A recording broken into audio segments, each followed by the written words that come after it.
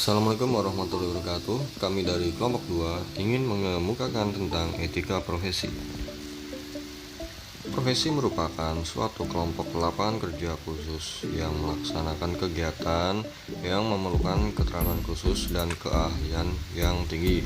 Hanya dapat dicapai dengan penguasaan pengetahuan dengan ruang lingkup yang luas. Sedangkan etika yaitu suatu peraturan atau norma yang bisa digunakan sebagai acuan bagi perilaku seseorang yang berkaitan dengan sifat baik dan buruk yang dilakukan oleh seseorang, serta merupakan suatu kewajiban dan tanggung jawab moral seseorang. Ciri-ciri profesi: A. Adanya pengetahuan khusus. B. Adanya kaidah dan standar moral yang sangat tinggi. C. Mengabdi pada kepentingan masyarakat. D. Izin khusus untuk menjalankan suatu profesi.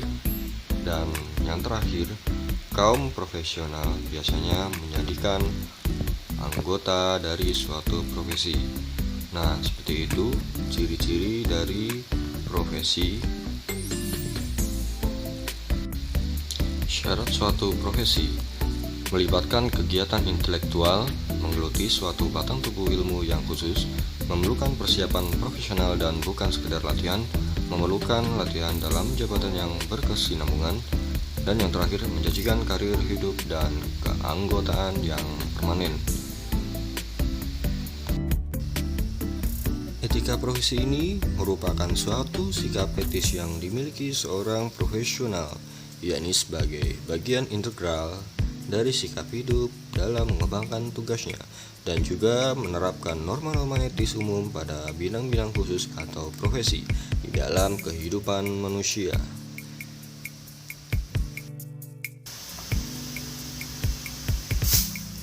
Fungsi etika profesi yaitu 1.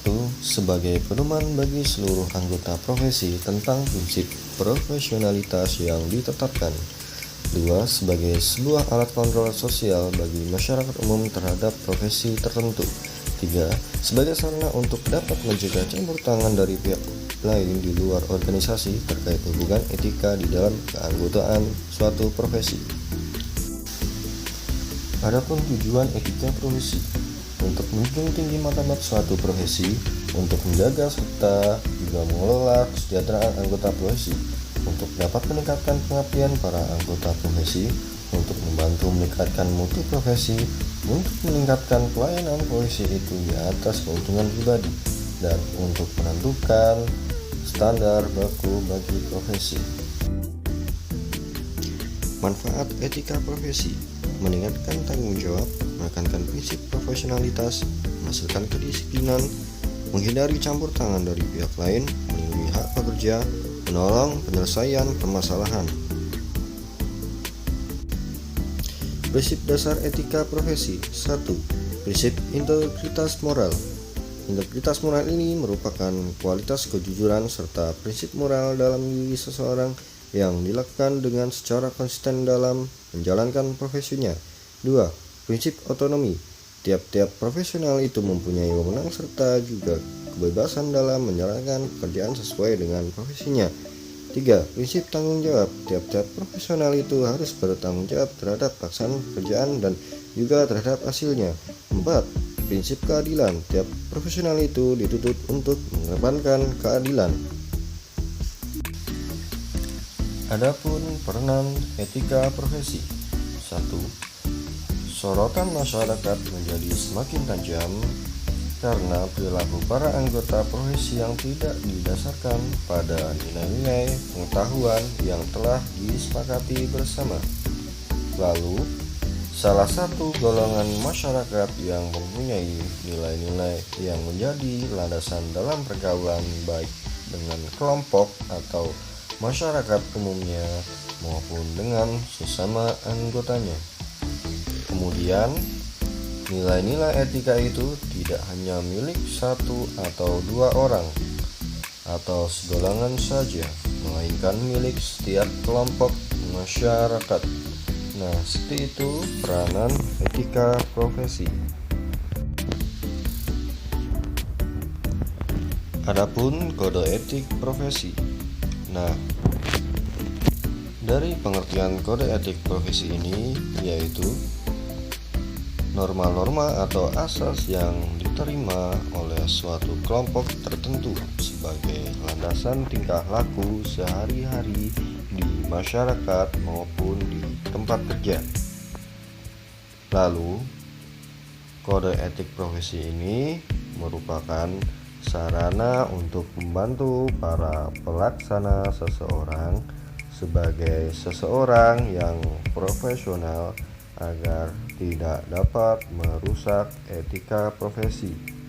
Seperti itu kode etik profesi. Untuk fungsi kode etik ini merupakan suatu kode etik memiliki fungsi ganda, yaitu sebagai perlindungan dan pengembangan bagi profesi. Tujuan kode etik profesi yaitu untuk menjunjung tinggi martabat profesi, untuk menjaga dan memelihara kesejahteraan para anggota, untuk meningkatkan pengabdian para anggota profesi, dan untuk meningkatkan mutu profesi. Penetapan kode etik.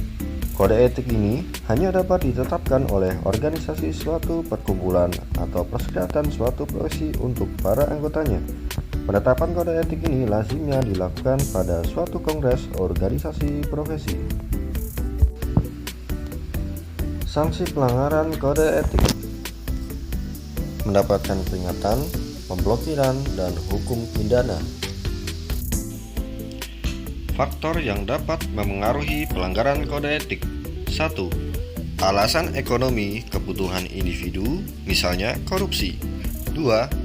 Tidak ada pedoman area sehingga tak ada panduan. 3. Perilaku dan kebiasaan individu. 4.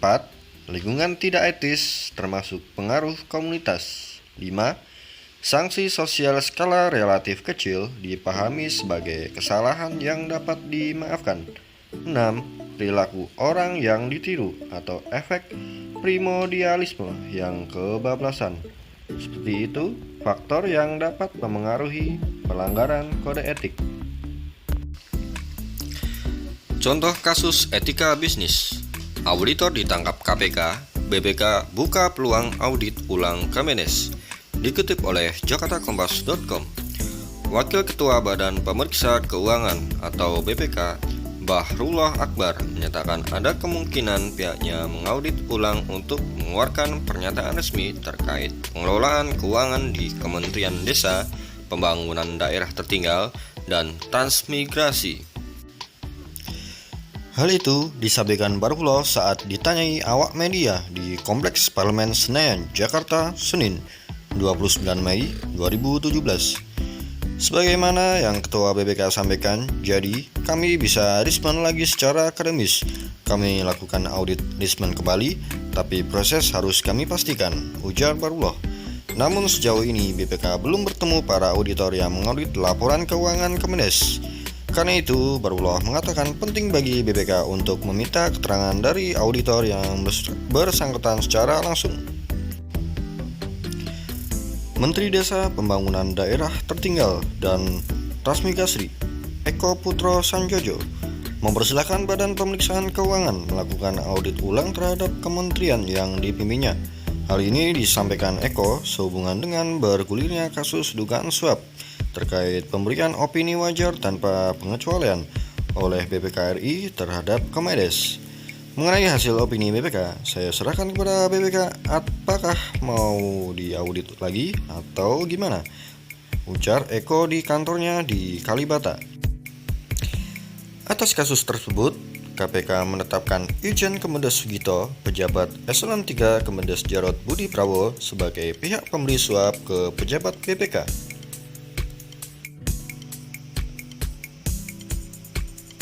Telaah kasus.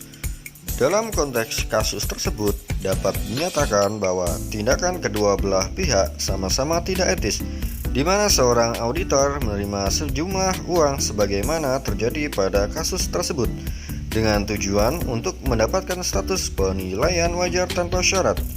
Dari sudut pandang etika profesi, baik auditor dari BPK dan pihak dari Kementerian Desa, Pembangunan Daerah Tertinggal, dan transmigrasi tanpa tidak bertanggung jawab. Auditor BPK tidak memiliki integritas yang baik karena seseorang auditor seharusnya memiliki jiwa independensi yang teguh. Dari pihak Kementerian Desa, Pembangunan Daerah Tertinggal dan Transmigrasi pun sudah melakukan hal yang sangat memalukan, telah melakukan penyuapan agar lolos mendapatkan status penilaian WTS. Terima kasih telah menonton dan mendengarkan materi etika profesi dari kelompok kami. Semoga bermanfaat untuk Anda. Jangan lupa like, subscribe, dan komen. Terima kasih.